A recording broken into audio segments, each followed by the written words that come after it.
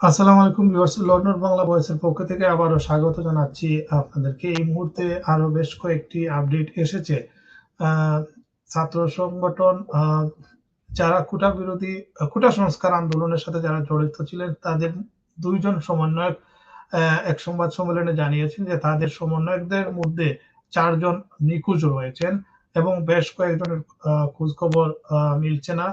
আ তারা বেশ কয়েকটি দাবি জানিয়েছেন, সেগুলো আপনাদের সম্মুখে আমি পড়ে শোনাবো। দাবিগুলোর মধ্যে হচ্ছে তারা ৪ দফা দাবি জানিয়েছেন। আ এই ৪ দফা দাবি আগামী ২৪ ঘন্টার মধ্যে বাস্তবায়ন করা না হলে তারা আবারও আন্দোলন এর ডাক দিবেন।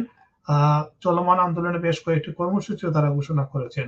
তো ৪ দফা দাবি সরকারকে ২৪ ঘন্টার আল্টিমেটাম দিয়ে কর্মসূচি ঘোষণা করেছে বৈষম্য বিরোধী ছাত্র আন্দোলনের ২ জন সমন্বয়ক। সোমবার রাতে ঢাকার গণস্বাস্থ্য নগর হাসপাতালের সামনে আয়োজিত এক প্রেস ব্রিফিং এ এই ৪ দফা দাবি তুলে ধরেন বৈষম্য বিরোধী ছাত্র আন্দোলনের সমন্বয়ক আব্দুল হান্নান মাসুদ ও মাহিন সরকার। অন্যান্য সমন্বয়কদের পক্ষে এসব দাবি তুলে ধরা হয়েছে বলে জানিয়েছেন তারা। তাদের যে দাবিগুলো হচ্ছে সরি সেই দাবিগুলোর মধ্যে রয়েছে বৈষম্য বিরোধী আন্দোলনে জড়িত দেশের যেকোনো প্রান্তের আন্দোলনকারীদের হয়রানি বন্ধ করতে হবে। নিখোঁজ ৪ জন সমন্বয়ক সহ যারা গুম হয়েছেন বা নিখোঁজ রয়েছেন, আইনশৃঙ্খলা বাহিনীর কাছে দাবি তাদের ফিরিয়ে দিতে হবে এবং গণমাধ্যমের সামনে ব্যাখ্যা দিতে হবে কেন তারা গুম ছিল।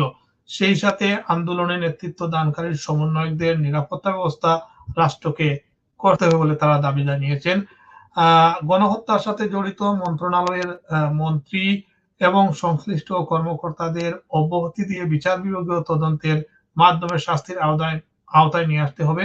পাশাপাশি বিচার বিভাগীয় তদন্ত চলাকালীন সময়ে ডাক, পরিবহন, স্বরাষ্ট্র, শিক্ষা ও আইনমন্ত্রীকে অব্যাহতি দিয়ে তদন্ত করতে হবে। একই সাথে তারা ছাত্রলীগের সভাপতি ও সাধারণ সম্পাদকের বিরুদ্ধে অভিযোগ তুলেছেন। তারা বলছেন যে দেশের বিভিন্ন বিশ্ববিদ্যালয়গুলিতে ছাত্রদের উপর হামলা হয়েছে। সেসব হামলায় জড়িত ছাত্রলীগের নেতাদের পদ থেকে অপসারণ করে আইনের আওতায় আনতে হবে।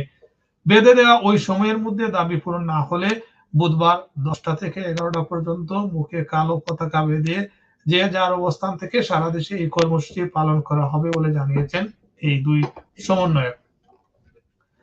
যে ৪ জন সমন্বয়ক নিখোঁজ রয়েছেন তারা হচ্ছেন আসিফ মাহমুদ, আব্দুল কাদের, রশিদুল ইসলাম রিফাত ও আবু বাকের মজুমদার। হাসপাতালে ভর্তি থাকায় নাহিদ ইসলাম সংবাদ সম্মেলনে ছিলেন না। এছাড়া সার্জিস আলম ও হাসনাত আব্দুল্লাহ এই সংবাদ সম্মেলনে আসার কথা থাকলেও আসতে পারেননি বলে জানিয়েছেন এই ২ সমন্বয়ক।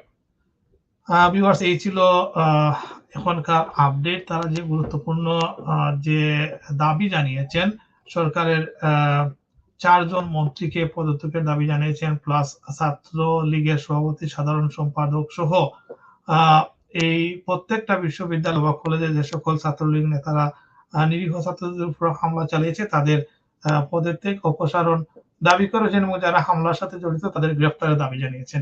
আরো বিস্তারিত নিউজ আসলে অবশ্যই আপনাদের সাথে আবারও যুক্ত হব। ধন্যবাদ সবাইকে।